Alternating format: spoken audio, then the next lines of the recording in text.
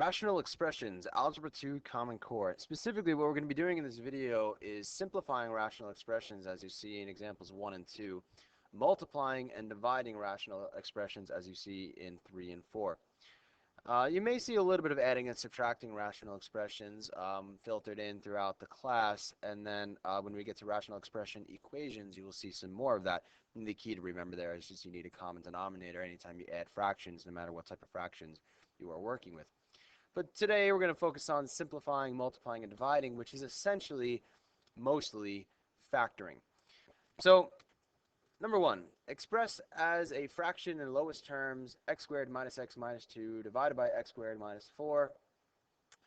And this right here, what is this all about? This piece right here, x cannot equal, that's what that symbol is, plus or minus 2.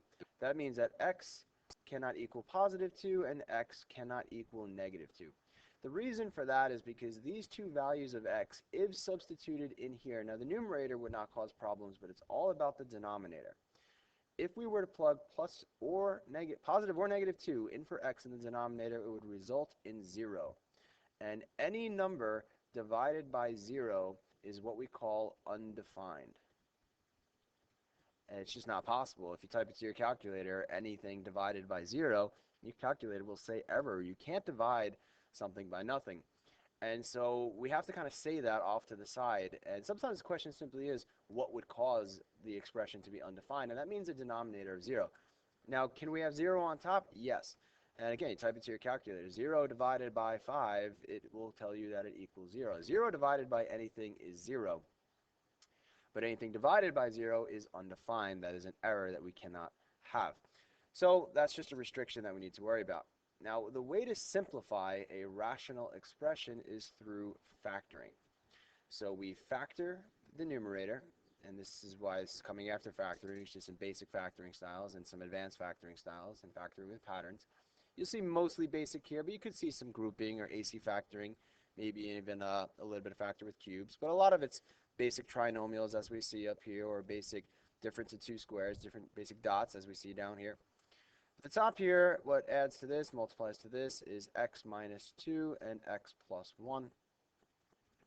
The denominator is a difference of two squares, factors to x plus 2, x minus 2. And we see that there's a common factor of x minus 2 in the numerator denominator. We can simplify that out. Much in the same way as if we had, something like, 3x to the 5th divided by, let's do 6x cubed. Remember 3x to the 5th is 3, and then 5x's, 1, 2, 3, 4, 5, all being multiplied. And 6x cubed is a 6 and 3x's, 1, 2, 3. And we can simplify out these x's in pairs because x divided by x is 1. And we can simplify 3 divided by 6 to get 1/2, and x squared is what you would result in here. So this is simplifying a rational expression of monomials. Here we're working with polynomials that involve factoring. Sometimes you do see these mixed together, but this is basically what you do. 3 divided by 6 is 1/2. Subtract the exponents, that type of stuff. Again, you've probably seen this in the past, but what's left over in this problem is we have an x plus 1 on top, an x plus 2 in the bottom, so our answer here is D. Let's look at another example. Number 2, which expression is equivalent to this? Now, the numerator here, y minus x, that cannot be factored. But the denominator is a difference of two squares. That certainly can. And what do we see here? X squared minus y squared. That factors to x minus y and x plus y. Now, the mistake here is people cross these out. Those are not exactly the same thing. Like, think about if we had numbers. Is 5 minus 2 the same thing as 2 minus 5? Could we just cross those out? The answer is no. 5 minus 2 would be 3, and 2 minus 5 would be negative 3. So the result would actually be negative 1, not just 1. And that's actually what happens here, that when you see something you want to cross out, like x minus y, y minus x, they are going to get crossed out, but what's important is something's left behind, and that something is this negative 1. Again, to go in a little bit more detail as to why that works, if I take that y minus x over x minus y and x plus y, and what if I were to factor out? Now, you can always factor out a This looks like a 4. That's a y. I don't know why it looks like a 4. I wrote it as a 4. You know you could always factor out a 1 from something and doesn't change it. But what if I take this and I factor out a negative 1? What happens? Well, when you factor out a negative 1 from something, divide by negative 1, it changes the signs. So positive y becomes negative y, that negative x would become positive x. If I divide these things by negative 1, it becomes that.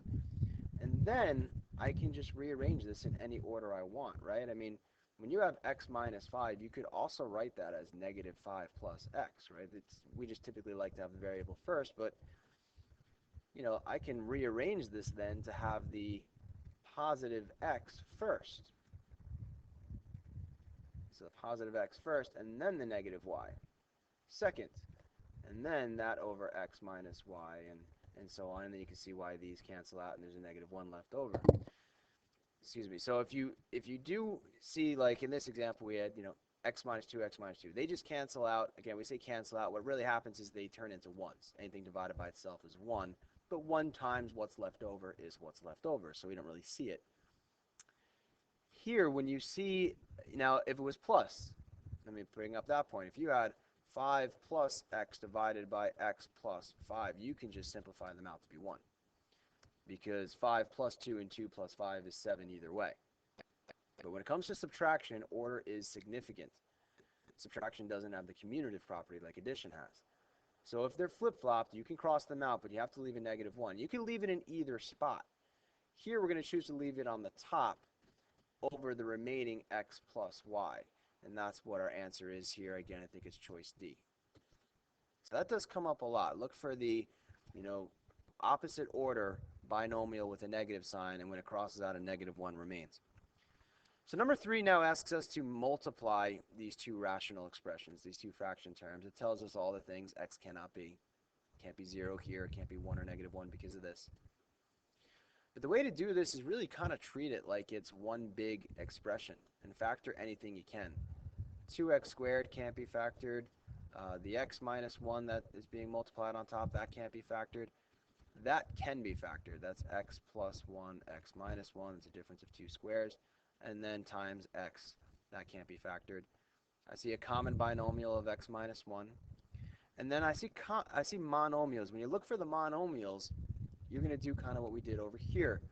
What can you simplify from those monomials? Now, like, these completely cross out, but the monomials can be reduced. I can divide this by this. So what's left over is, on top, 2x squared divided by x is 2x. The x minus 1 is gone. It turned into a 1. The x minus 1 down here is gone, and this x is gone because we divided it with this 2x squared. So this became just 2x. The bottom, what's left over is an x plus 1. 2x over x plus 1. Now there is one other option here that's not really a good option, but something you could do that I want to point out. These are the numbers x cannot be. There's nothing telling us x can't be a number like 2.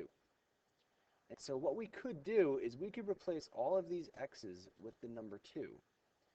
And we'll get something. Real quick, let's see. If I plug in a 2 here, that would be 2 times 2 squared, 2 minus 1 over 2, and 2 squared minus 1. So let's see. This would be 4 times 2. That would end up as 8 over 4 minus 1, 3 times 2 minus 1 is 1 over 2. This fraction would multiply to 8 over 6, which simplifies to 4 over 3. Okay, let's just keep that there.